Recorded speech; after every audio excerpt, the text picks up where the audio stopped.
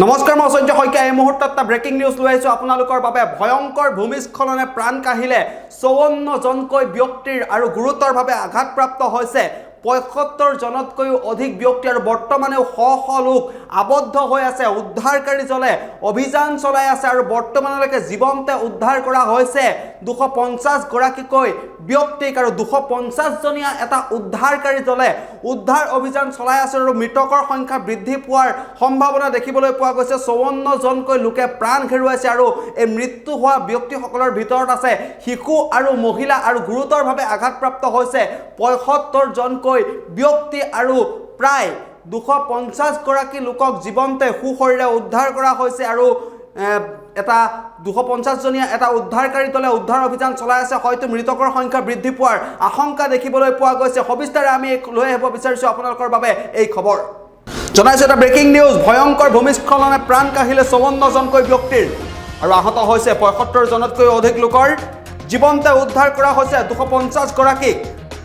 আৰু ২৫০ জনীয়া উদ্ধাৰকাৰী দলে চলাই আছে অভিযান আৰু বৰ্তমানেও আবদ্ধ হৈ আছে শ শ লোক আৰু মৃতকৰ সংখ্যা বৃদ্ধি পোৱাৰ আশংকা দেখিবলৈ পোৱা গৈছে মৃতসকলৰ মাজত আছে শিশু আৰু মহিলাও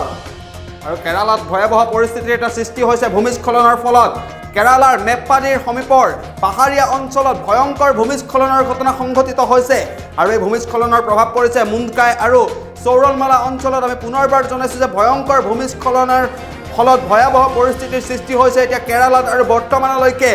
মৃত্যু হৈছে ৫৪ জনকৈ ব্যক্তি আৰু ৭৫ জনতকৈ অধিক লোক আহত হৈছে উদ্ধাৰকাৰী দলে উদ্ধাৰ অভিযান চলাই আছে জীৱন্তে বৰ্তমানলৈকে ২৫০ গৰাকী লোকক উদ্ধাৰ কৰিছে আৰু এতিয়াও শ শ লোক আবদ্ধ হৈ আছে আৰু মৃতকৰ সংখ্যা বৃদ্ধি পোৱাৰ আশংকা দেখিবলৈ পোৱা গৈছে আৰু মৃতসকলৰ মাজত শিশু আৰু মহিলা আছে আৰু কেৰালাৰ মেপ্পাদিৰ সমীপৰ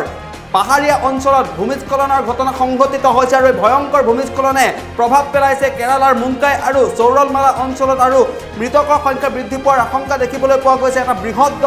উদ্ধাৰকাৰী দল যিটো দলত আছে প্ৰায় ২৫০ জনকৈ উদ্ধাৰকাৰী আৰু তেওঁলোকে ইতিমধ্যে উদ্ধাৰ অভিযান চলাই আছে আৰু শ শ লোক আবদ্ধ হৈ আছে বিভিন্ন প্ৰান্তত শ শ লোক আবদ্ধ হৈ আছে আৰু উদ্ধাৰকাৰী দলে তেওঁলোকক উদ্ধাৰ কৰি আছে আৰু বৰ্তমানলৈকে জীৱন্তে উদ্ধাৰ কৰিছে ২৫০ গৰাকীকৈ ব্যক্তিক আৰু মৃতকৰ সংখ্যা ৫৪ জনলৈ বৃদ্ধি পাইছে কেৱল মৃত্যুৰ কিৰিলি দেখিবলৈ পোৱা গৈছে কেৰালাত আৰু ৭৫ জনতকৈ অধিক লোক আহত হৈছে গুৰুতৰভাৱে আহতসকলক চিকিৎসালয়ত ভৰ্তি কৰোৱা হৈছে উদ্ধাৰকাৰী দলে উদ্ধাৰ অভিযান চলাই আছে যৎপূৰ্ণাস্তি চেষ্টা কৰিছে তেওঁলোকে আৰু ২৫০ গৰাকী লোকক জীৱন্তে উদ্ধাৰ কৰিছে আৰু মৃতকৰ সংখ্যা বৃদ্ধি পোৱাৰ আশংকা দেখিবলৈ পোৱা গৈছে কাৰণ ভয়ংকৰ ভূমিস্খলনৰ ঘটনা কেৰালাত সংঘটিত হৈছে কেৰালাৰ